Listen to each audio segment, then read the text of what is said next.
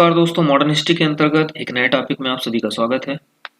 आज हम भारतीय सिविल सेवा के इतिहास का अध्ययन करने वाले हैं। तो चलिए, क्या सफ़र है इसको स्टडी करते हैं। सबसे पहले कार्नवालिस वो आदमी था, वो व्यक्ति था जिसने भारत में इस व्यवस्था को इंट्रोड्यूस किया था। और कार्नवालिस से पहले भारत में ऐसी व्यवस्था तो थी, लेकिन उसका रूप बदला हुआ था। यानी मध्यकालीन वाली जो व्यवस्था थी मुगलों की, वो पुरानी व्यवस्था अभी तक चली आ रही थी प्रशासन को देखने की। लेकिन कार्नवालिस यहाँ पर आकर के एक नई व्यवस्था को इंट्रोड्यूस कर रहा है। तो 1786 में बंगाल का गवर्नर जनरल बनकर आता है कार्नवालिस, और एक नए पद का इसने सृजन कर दिया। कार्नवालिस को इसी कारण से भारतीय सिविल सेवा का जनक कहा जाता है। तो एक दिवसीय परीक्षाओं के लिए बहुत छोटा सा क्वेश्चन है, बहुत इंपॉर्टेंट क्वेश्चन है। भारतीय सिविल सेवा का जन्मदाता किसे कहा जाता है? तो कार्नवालिस को कहा जाता है। हालांकि स्टार्टिंग में इसके लिए उन्होंने कोई परीक्षा का आयोजन नहीं किया, और ना ही भारतीयों को परमिशन थी इस पद को प्राप्त करने की। लेकिन आगे चलते चलते कहानी बदल जाएगी। कार्नवालिस के बाद लॉर्ड वेलेस्ली भारत में आता है, और इन लोगों के लिए, जो भी लोग आईसीएस बनकर के यहाँ पर आए, उनको प्रशिक्षण देने के उद्देश्य से वेलेस्ली ने एक प्लान बनाया, और उसने एक कलकत्ता में फोर्ट विलियम कॉलेज की स्थापना की।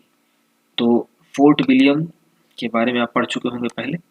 फोर्ट विलियम अंग्रेजों के द्वारा स्थापित कलकत्ता में एक कोठी थी, व्यापारिक कोठी थी, और उसी फोर्ट विलियम किले के अंदर ही उन्होंने एक कॉलेज खोला।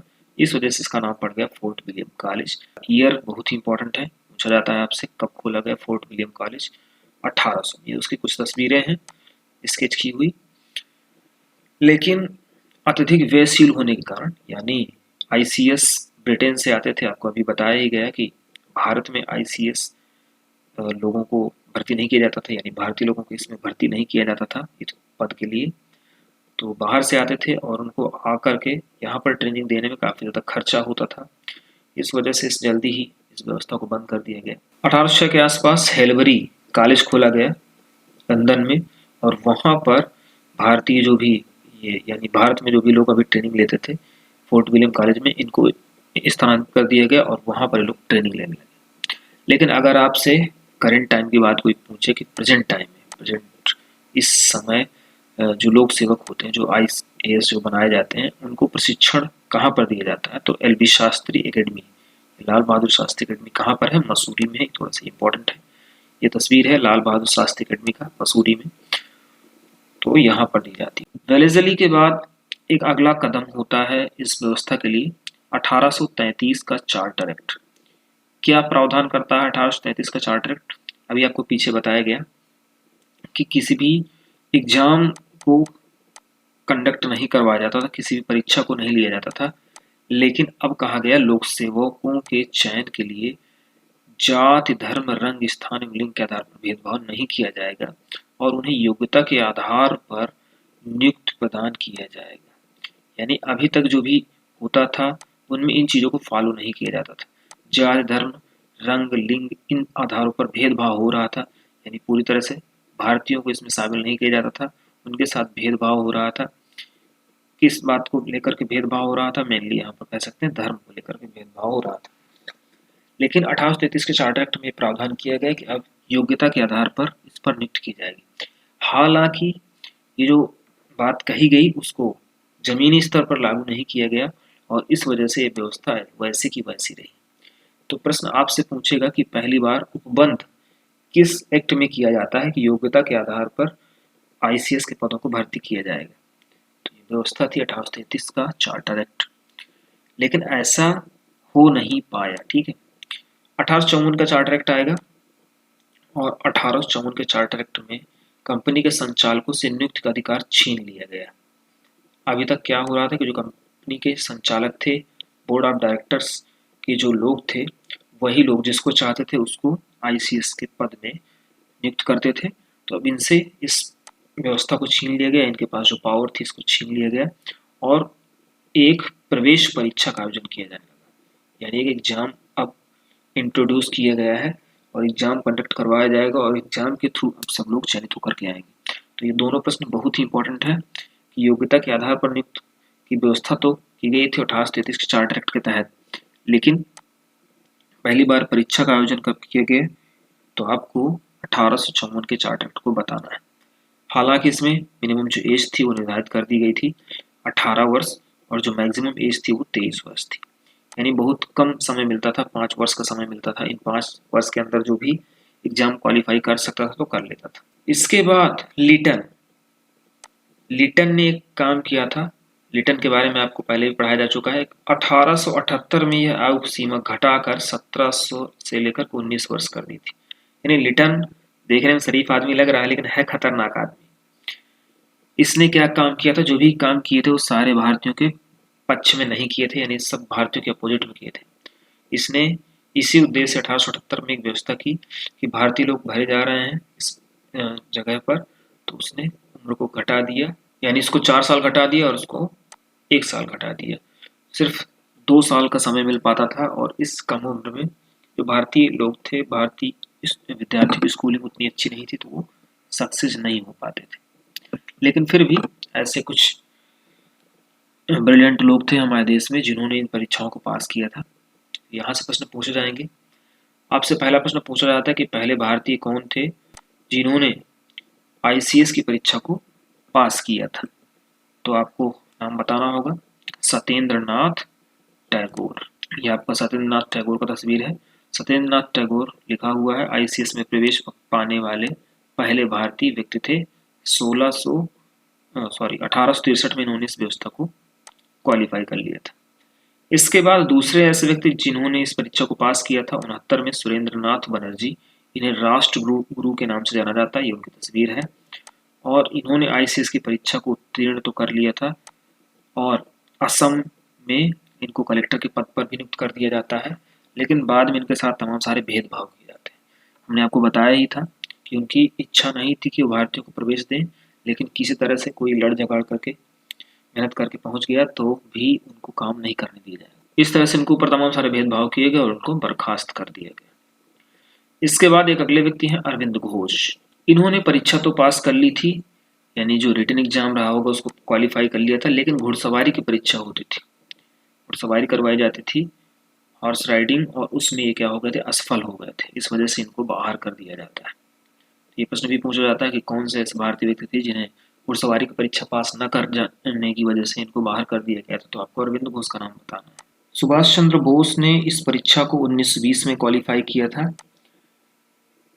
उन्होंने अच्छी तरह से इसको ज्वाइन भी किया, लेकिन बाद में उन्हें फील हुआ कि मैं देश की जो सेवा करना चाहता हूँ वो इस पद में रहकर नहीं कर पाऊंगा, मुझे इसमें अंग्रेजों के अंडर में रहकर काम करना पड़ेगा। इस वजह से उन्होंने इससे इस्तीफा दे दिया और देश सेवा में लग गए। उन्होंने आगे चल करके भारतीय राष्ट्रीय कांग्रेस को ज्वाइन किया, उससे भी इस्तीफा दे करके वो आज़ाद हिंद फौज का गठन कर दिया। इनके बारे में हालांकि हम एक वीडियो में पढ़ चुके हैं पहले। तो इस तरह से ये सारे लोगों ने मिल करके इस फील्ड में अपना योगदान दिया था। आगे चल करके हम इस टॉपिक से संबंधित कुछ कमीशन के बारे में पढ़ेंगे। मैं मेनली आपको 3 कमीशन यहाँ पर बताऊंगा। उन 3 कमीशन का गठन किया जाएगा और तीनों कमीशन सिविल सेवा के लिए कुछ सुझाव देंगे। तो सबसे पहला जो कमीशन था वो एचिंसन कमीशन था, जिसके बारे में आप यहाँ पर पढ़ेंगे। इसका गठन 1886 में किया जाता है। लॉर्ड डफरिन का ये टाइम था, और इस कमीशन के द्वारा सुझाव दिया जाता है पहला कि 3 वर्गों में बांट दिया जाए इस परीक्षा को, भारतीय सिविल सेवा, प्रांतीय और अधीनस्थ सेवा। साथ ही साथ एक महत्वपूर्ण बात ये थी, उम्र की सीमा बढ़ा करके 23 वर्ष की जाए। अभी पीछे लिटन ने क्या किया था, उम्र को घटा दिया था, 17 से 19 कर दी गई थी। जो अधिकतम सीमा थी 19 थी और मिनिमम 17 थी, तो 19 से बढ़ाकर इन्होंने 23 वर्ष करने के लिए कहा।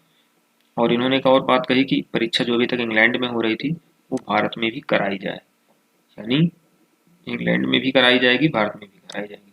हालांकि जो आगे चल करके भारत में परीक्षा कराई भी गई, और भारत में जो परीक्षा हुई उसका जो केंद्र रखा गया वो एकमात्र केंद्र था इलाहाबाद। एचिंसन कमीशन के बाद दूसरा कमीशन है रॉयल कमीशन। ये इसे आइलिंगटन कमीशन के नाम से भी जाना जाता है, लेकिन रॉयल कमीशन से ये ज़्यादा पॉपुलर है ना इस नाम से। ठीक, तो पूछा जाएगा रॉयल कमीशन किस चीज़ से संबंधित, किस फील्ड से, आपको नाम बताना होगा, भारतीय सिविल सेवा से। इसने आगे चल करके ये हार्डिंग के दौरान इसका गठन किया जाता है। ये वही लॉर्ड हार्डिंग है जिनके ऊपर 1912 में दिल्ली में बम फेंका जाता है। इस घटना को दिल्ली षड्यंत्र केस के नाम से जाना जाता है। इन्होंने सिफारिश की रॉयल कमीशन ने कि जो भारतीय लोग हैं इसमें उनका 25% योगदान होना चाहिए, यानी 25% भारतीयों को इसमें भर्ती किया जाना चाहिए। बाद में 1919 में आने वाला जो मॉन्टेफोर्ड सुधार है, मॉन्टेग्यू-चेम्स्फोर्ड सुधार, उसमें इसको परसेंटेज को बढ़ा करके 33% करने के लिए कहा जाता है। हालांकि ये सब आपके लिए उतना महत्वपूर्ण नहीं है, लेकिन ली कमीशन आपके लिए बहुत इंपॉर्टेंट है। ली कमीशन का गठन किस लिए किया गया, कब किया गया, आपको 1924 बताना है, और ये भारतीय सिविल सेवा के लिए गठित किया गया था।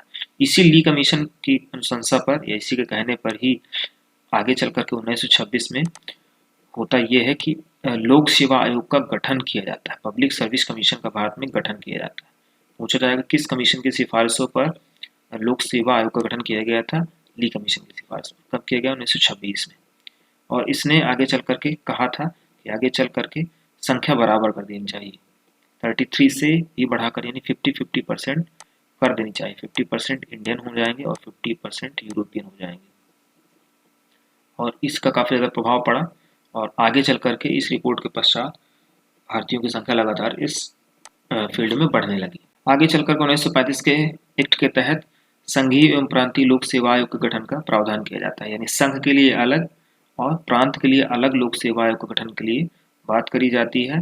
और इसी के अंतर्गत आर्टिकल 315 के अनुसार संघ लोक सेवा आयोग का गठन कर दिया जाता है, यानी union public service commission UPSC का गठन किया जाता है। और यही यूपीएससी आज क्या करता है, परीक्षाओं का आयोजन करवाता है सिविल सेवकों के लिए। आइए हर साल 21 अप्रैल को ही सिविल सेवा दिवस के रूप में क्यों मनाया जाता है, इसकी कहानी भी समझ लेते हैं। होता यह है कि 21 अप्रैल 1947 की घटना है दिल्ली की। आपके ये पटेल जी हैं, इन्होंने क्या किया था, सबसे पहली बार, यानी जो सबसे पहला बैच था स्वतंत्र भारत का, जो पहला आईसीएस अधिकारियों का बैच था, उस बैच को इन्होंने क्या किया था, भाषण दिया था। उस भाषण में इन्होंने भारतीय आईसीएस अधिकारियों को स्टील फ्रेम ऑफ इंडिया कह करके पुकारा है। तो ये प्रश्न पूछा जाता है कि किसे स्टील फ्रेम ऑफ इंडिया भी कहा जाता है, तो आपको आईसीएस अधिकारियों का नाम बताना है। और ये बात किसने कही है, तो आपको सरदार पटेल का नाम बताना है। और ये जो घटना होती है वो किस डेट को होती है, 21 अप्रैल 1947 को होती है। इस वजह से इस पूरे टाइम को याद रखते हुए हर साल 21 अप्रैल को सिविल सेवा दिवस के रूप में मनाया जाता है।